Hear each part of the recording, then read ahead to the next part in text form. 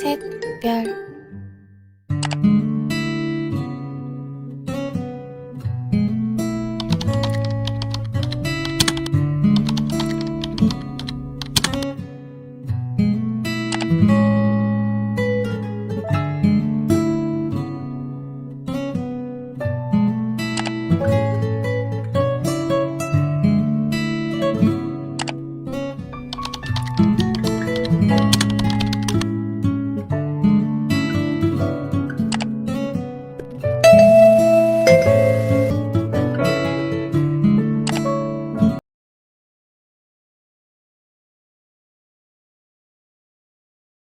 Halo teman-teman, di sini saya bakal ngenalin dari anggota Kalium yang paling kece dan paling keren. Yuk kita kenalan sama mereka.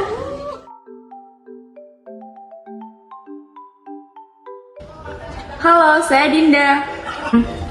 Halo, saya Najwa Safira. Halo, saya Anissa. Halo, saya Dian. Halo, saya Sela. Halo, saya Valen. Halo, saya Sekar. Halo, saya Halo, saya Ainun. Halo, saya Vera. Halo, saya Karisma. Halo, saya Tiara. Halo, saya Saimin. Halo teman-teman semua. Aku mau tanya nih, kalian udah kenal belum sih sama Kalium? Hah, gimana? Oh, familiar ya? Aku tebak pasti kalian tuh familiarnya sama kepribadian ekstrovert sama introvert dari Kalium kan? Nah, aku mau ngasih informasi nih buat kita semua agar kita semua tahu lebih dalam tentang kepribadian dari Jung. Padahal teori kepribadian dari Jung tuh bukan hanya ekstrovert dan introvert. Jadi kita simak videonya. Halo semuanya, saya Kang Gustaf Pyong. Saya lahir di Kasville, Swiss, 26 Juli 1975. Kemudian saya wafat pada tanggal 6 Juli 1961. Saya menempuh di perguruan tinggi yang salah satu dari tertua di dunia, yaitu Universitas Basel, Swiss. Saya dikenal sebagai pencetus tes psikologi anak analitik. Nah, tadi kalian tahu kan sekilas tentang biografi Kalium. Kalium memiliki minat di bidang ilmu mitologi, filsafat, religi, serta menyelidik dalam peradaban kebudayaan kuno. Pada saat itu, Kalium menentang teori Sigmund Freud. Terjadilah perbedaan pendapat. Dengan Sigmund Freud membuat Kalium melakukan eksperimen di berbagai negara dan mengembangkan teori-teori psikologi. Teori yang menegaskan bahwa seluruh aspek kepribadian individu mengalami perkembangan yang holistik. Oke, teman-teman tadi tahu kan mengenai gambaran umum tentang kepribadian dan biografi mengenai Carl Gustav. Sekarang saya akan menjelaskan atau menceritakan mengenai struktur kepribadiannya nih. Teman-teman pasti penasaran kan? Penasaran dong. Oke, struktur kepribadian Kalium terbagi menjadi 3, yaitu ego dan conscious. Yang kedua itu ketidaksadaran pribadi dan kompleks, dan yang ketiga merupakan ketidaksadaran kolektif dan juga archetype. Oke, yang pertama merupakan ego dan conscious. Ego merupakan pusat dari kesadaran seperti persepsi, ingatan, berpikir, dan juga perasaan yang dimiliki oleh seseorang. Carl Gustav Jung memiliki 2 kategori mengenai ego. Yang pertama itu ekstrovert dan introvert. Kalian pasti mengetahui kan apa itu ekstrovert dan introvert. Oke, ekstrovert merupakan perasaan atau rangsangan yang dimiliki seseorang mengenai dunia luarnya. Misalnya itu anak-anak atau teman-teman lebih mudah berinteraksi dengan dunia luar. Dan introvert merupakan lebih menghabiskan energinya atau lebih memikirkan dan mengaktifkan untuk dirinya sendiri. Biasanya yang introvert ini lebih susah untuk berinteraksi dengan dunia luar, tetapi yang introvert lebih memahami dunia luar daripada orang yang memiliki kepribadian ekstrovert. Yang kedua merupakan ketidaksadaran pribadi dan kompleks. Ketidaksadaran pribadi merupakan proses yang melibatkan pengalaman dan ingatan individu yang dianggapnya itu tidak berguna sehingga dilupakan, tetapi bisa diingat kembali dengan menggali atau mengingatnya jika kita ingin. Contohnya seperti pengalaman-pengalaman yang menurut kita biasa aja, tetapi itu bisa kita ingat kembali. Contohnya seperti jatuh dari sepeda, atau kemarin habis makan ayam goreng dan lain sebagainya. Dalam konteks merupakan dari pengalaman-pengalaman kita dan kita menghasilkan suatu kegiatan yang spontan. Spontannya bukan itu ya, ini mah spontan kegiatan atau tindakan yang kita lakukan. Contohnya seperti misalnya kita terkena sinar matahari, otomatis mata kita spontan untuk menutup. Yang ketiga merupakan ketidaksadaran kolektif dan arketipe. Ketidaksadaran kolektif merupakan kebalikan dari ketidaksadaran pribadi. Kalau pribadi kan pengalaman individu, kalau ketidaksadaran kolektif itu pengalaman-pengalaman yang diwariskan oleh leluhur atau nenek moyang. Biasanya itu seperti persona, shadow, self, terus juga ada mengenai anima dan animus. Teman-teman penasaran kan apa sih anima, animus, shadow, persona, dan lain sebagainya? Oke, kalau persona itu adalah tingkah laku yang kita tunjukkan kepada dunia luar. Contohnya seperti peran kita. Misalnya kita sebagai mahasiswa, kita akan melakukan kegiatan seperti mahasiswa. Kalau misalnya shadow itu sisi gelap dari seseorang yang ditunjukkannya kepada dirinya sendiri, sikap-sikap jelek yang dimiliki seseorang. Anima dan animus merupakan hormon atau konsep seksual yang dimiliki seseorang tapi secara berlawanannya. Misalnya yang lelaki lebih feminim dan yang perempuan lebih maskulin.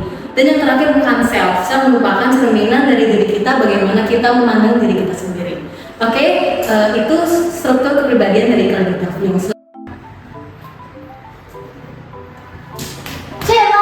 Ayo kita main yuk.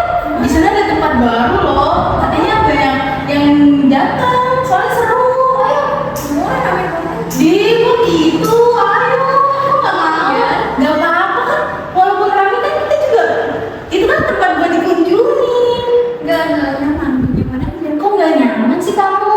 Ayo aku temenin. Ya kamu gitu. Dari sini. Nah, teman-teman tadi pasti tahu kan itu merupakan contoh dari struktur yang mana? Benar, struktur yang ego atau conscious. Itu merupakan introvert dan extrovert. Extrovertnya siapa? Gak mungkin dong yang tadi ngajak main. Nah, yang extrovert itu tadi yang diajak, dan yang extrovert itu yang semangat untuk ngajak temennya ke tempat itu.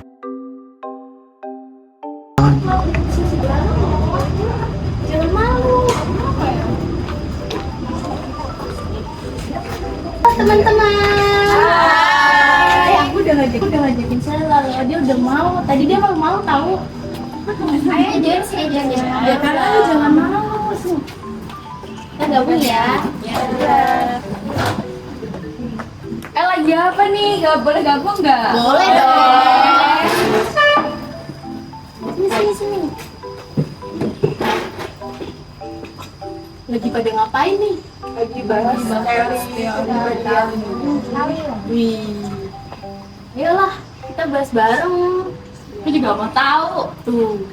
Kita baru mau tahu nih. Boleh.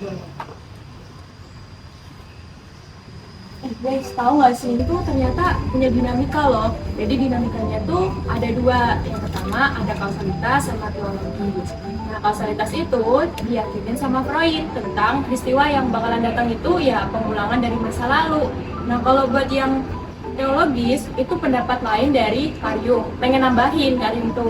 Jadi teologis itu peristiwa masa kini itu ya bisa jadi motivasi seseorang di masa depan gitu. Nah, kalau dinamika yang kedua tuh ada progresi sama regresi. Kalau progresi itu adaptasi dengan dunia luar, dengan aliran maju. Nah, kalau buat yang regresi itu ya adaptasi dengan dunia batin, dengan arus mundur, anarki psikis. Aku dapat informasi kayak gitu dari internet sih. Jadi ya siapa tahu ada yang mau nambahin gitu. Ada nggak? Aku mau nambahin nih punya karisma. Tadi kan dia prinsipnya ada dua. Aku mau nambahin dua lagi nih. Di aku dapat yang prinsip entropi sama penggunaan energi. Kalau prinsip entropi itu Jung itu menerapkan dalam kepribadiannya. Kalau kepribadian selalu menuju ke keseimbangan untuk menghasilkan keharmonisan, relaksasi, sama kepuasan. Nah, kalau prinsip entropi itu digambarkan seperti dua benda dengan suhu yang berbeda, yaitu panas sama dingin. Nah, kalau dua benda itu disatuin, itu bakalan yang panas itu bakalan nganterin ke dingin, jadinya dua-duanya tuh ikut panas kayak gitu. Kayak gini, kayak kalau kita punya sifat introvert, kemudian dipaksa buat jadi ekstrovert itu bakalan ada tekanan di diri kita gitu. Terus yang kedua itu ada penggunaan energi. Penggunaan energi itu seluruh energi psikis yang diperlukan untuk kepribadian itu digunakan untuk dua tujuan umum, yaitu untuk memelihara kehidupan sama untuk membiarkan spesies. Aku dapat itu sih dari internet. Kalau aku dapetnya tipe-tipe psikologis. Kalau tipe-tipe psikologis itu ada dua, yaitu sikap-sikap sama fungsi-fungsi pemikiran. Kalau sikap-sikap juga ada dua, yaitu introversi sama ekstraversi. Kalau introversi orientasi ke dalam ke area subjektif individu, kalau ekstraversi orientasi keluar ke lingkungan eksternal. Kalau introversi itu biasanya individu itu lebih suka tenang dan imajinatif. Kalau yang ekstraversi dia lebih suka untuk bersosialisasi. Terus ada lagi fungsi-fungsi pemikiran. Fungsi-fungsi pemikiran ada 4, yaitu mengindra, berpikir, merasa, dan mengintuisi. Kalau mengindra itu menyadari akan muncul atau datangnya suatu objek. Kalau berpikir, proses menyebut objek atau menamai sesuatu yang telah ditangkap oleh indera. Kalau merasa, proses menilai perihal suatu objek. Kalau mengintuisi itu ada firasat akan sesuatu yang rincian faktualnya belum diketahui. Aku namanya yang ketiga-tiganya. Pertama itu ada ini introversi yang thinking, yaitu individu yang memiliki sikap introvert dan sisi thinking yang lebih mendominasi. Nah, biasanya yang introversi yang thinking ini individu yang kayak tidak memiliki emosi gitu, atau tidak emosi. Terus ada extraversi yang thinking, yaitu individu yang memiliki dan sisi thinking yang lebih mendominasi. Biasanya kita ini ada ilmuwan atau peneliti. Siapa namanya? Dia namanya siapa? Selanjutnya ada introversi yang thinking, yaitu yang memiliki introversion feeling yang sangat pandai dalam menutupi emosi. Individu seperti ini biasanya terdapat pada seorang seniman atau penulis gitu. Selanjutnya ada extraversion feeling, yaitu individu yang memiliki sikap atau fungsi feeling yang lebih dominan daripada itu berubah sesuai psikolog. Nah tadi kan nama Sela tuh udah dijelasin 4 kan, terus aku nemu lagi nih ada 4 lagi. Yang pertama itu ada introversion sensation, yaitu individu itu cenderung dia itu kayak lebih tertarik, bukan tertarik ya, kayak larut dalam sensasi fisik gitu loh, dan dia itu suka membandingkan dirinya terhadap sesuatu yang kurang menarik gitu, jadi kayak apa yang kurang dari dirinya itu selalu dibanding-bandingin gitu loh. Terus yang kedua itu ada introversion intuiting, itu individunya cenderung memiliki sifat pemimpin, terus habis gitu dia tuh kayak masih kurang kurang mampu untuk berkomunikasi dengan sekitarnya. Terus yang ketiga itu ada extraversion sensation, itu individunya itu dia tuh banyak idenya, terus banyak inovasi-inovasinya, jadi kayak biasanya tuh businessman, terus wirausahawan kayak gitu. Terus yang keempat itu ada extraversion intuiting, ini tuh dia tuh kayak kayak kreatif gitu loh. Kalau yang extraversion intuiting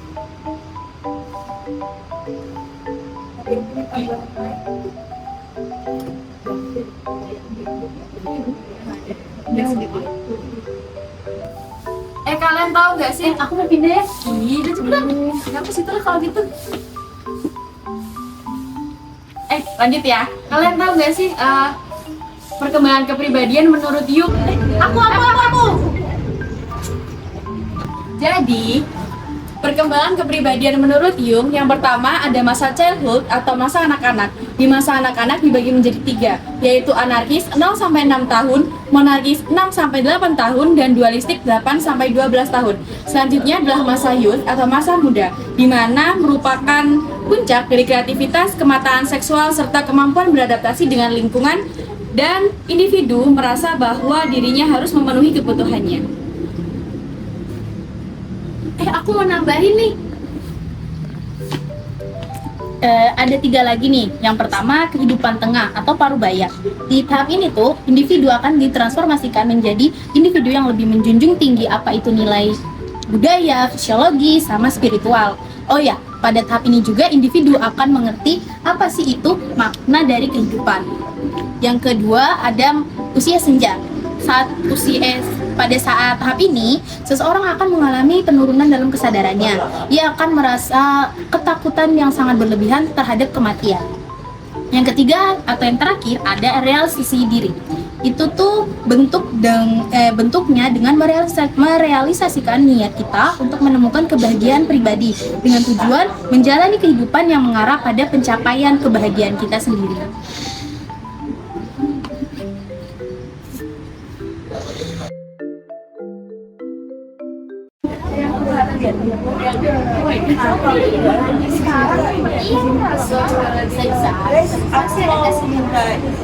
Soalnya aku sama Vera ada kegiatan lagi, soalnya udah jam 9. Maaf ya. Soalnya dadak gitu. Ya dia nggak apa-apa. Jadi ya.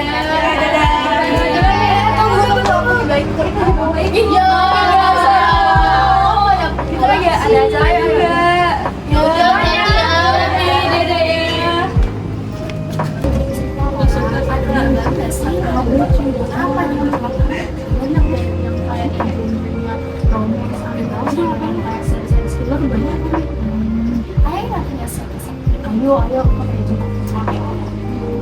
bosen gak sih?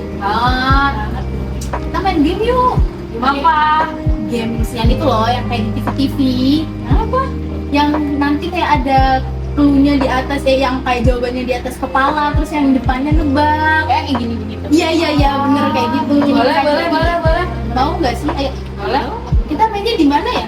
Bener. Mau di sana aja. Cepet. Nah, jadi itu kita bakalan main games yang kayak nanti HP-nya tuh ditaruh di belakang sini loh. Terus nanti di dalam sini tuh bakalan ada jawabannya. Nah, kamu harus nebak dengan ngasih aku clue-clue yang aku bakalan jawab nih, kayak bisa jadi atau salah gitu-gitu. Oke, bentar. Kita tuh aku nih nebaknya tuh apa dulu nih kategorinya? Karena kita nih mau main sambil belajar, jadi kita kategorinya bakalan sesuai materi pembelajaran kita. Implikasi dari teori Jung. Keren kan? Keren. Tapi agak susah sih. Bisa, pasti bisa. Yang clue-nya easy aja cuy. Oke. Mulai deh ya. Udah. Tapi itu ada buku ngeri juga nggak sih? Ngeri dong, pas bisa jadi dia. Aduh. Deh, nih bawa deh. Ini aku yang bawa deh. Udah ya, mulai. Oke, udah. Oke. Kan teorinya Jung kan? Iya. Coba tebak apanya? 2 kata. Tet. 1 kata. Tidak. Analisis mimpi. Salah dong. Apa ya? Ada berawalan kata tes. Iya. Asosiasi kata. Wih, dasar bener asosiasi kata. Oke, jadi karena udah bener nih jawabannya tes asosiasi kata, jadi di sini aku mau ngejelasin apa sih tes asosiasi kata itu. Jadi tes asosiasi kata merupakan tes untuk mengenali emosi pada alam bawah sadar dengan menggunakan stimulus, yaitu dengan 100 kata agar emosi pada alam bawah sadar ini muncul. Nah, tes ini memiliki guna sebagai perantara untuk menerangkan perasaan yang kompleks. Jadi gimana? Udah tahu belum? Udah. Paham. Paham kita. Kita kayak udah siap kuis. Wih, banget. Sekarang lanjut lagi dong kuisnya. Ini aku lagi nih, apa nggak gantian dia? Gantian dong. Gantian dong. Ayo kita pindah nggak?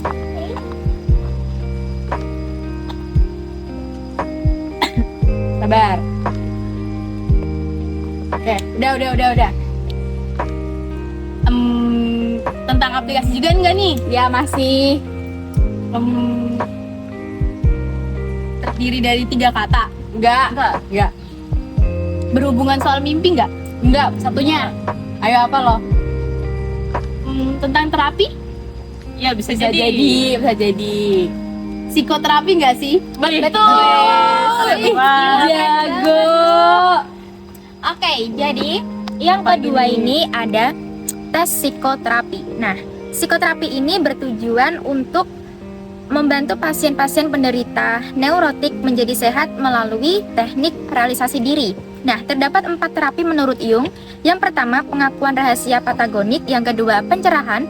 Yang ketiga, pendekatan melalui pendidikan. Dan yang terakhir, ada transformasi. Gimana? Kita jadi tahu, jadi paham banget nih. Betul. Mantap. Oke, Lanjut lagi. Kan udah aku, sekarang Dinda lagi. Kamu aja lah. Aku lagi. Iya deh, kamu nggak apa-apa deh. Udah deh. Kan nanti yang menang ada dia. Oh iya, bener banget. Kan nggak mau hadiah. Mau banget. Udah ayo. Lanjut. Ini masih seputar aplikasi. Masih. Satu kata. Enggak. 2. Ya benar. Betul. Kayaknya tahu deh. Ini berhubungan Apa soal ya? tidur nggak sih? Bisa jadi. Ini pasti analisis mimpi. Betul. Nah, analisis mimpi sendiri itu metode yang bertujuan untuk mengungkapkan elemen-elemen dari personal unconscious dan collective unconscious yang akan diintegrasikan ke dalam kesadaran sebagai fasilitas proses realisasi diri. Nah, Jung tuh memiliki 3 metode, yaitu metode amplifikasi, rangkaian mimpi, dan imajinasi aktif. Gitu, teman-teman. Jadi makin paham ya aku nih. Dan dengan belajar kayak gini, main kayak gini nih menambah wawasan kita dong. Bener banget. Ini aku udah ya nih. Wih, jajan juga. emang Dinda nih paling paling the best. Wih. Ada berapa tuh? Lagi dong. Lagi nih. Satu. Wih, seru banget. Ambil. Thank you. Terima kasih Dinda. Oke. Dah. Kita pulang ya. Oh iya, ayo. Udah jam Ya udah jam segini. udah sore banget. Ayo udah kita pulang. Oke, udah. Ayo, yuk, let's go. Yuk.